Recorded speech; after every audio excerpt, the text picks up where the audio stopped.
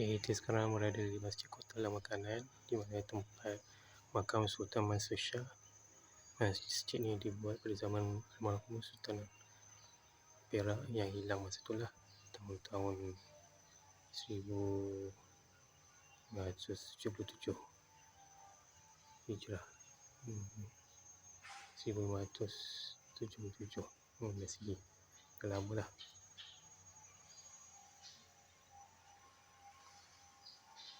Ada nampak lah kat sini. Kurang meriam zaman penjajahan British dulu, zaman JW Bush dulu.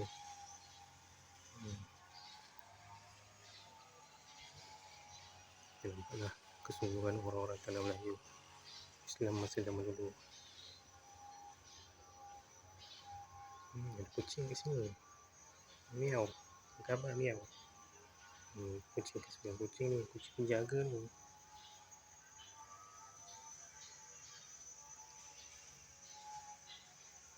Kita nak masuk dalam ni, tapi dia tak buka lagi ni. Tak boleh buka ni. Ada kubur makam Sultan Mansur yang hilang tu, Sultan Perak.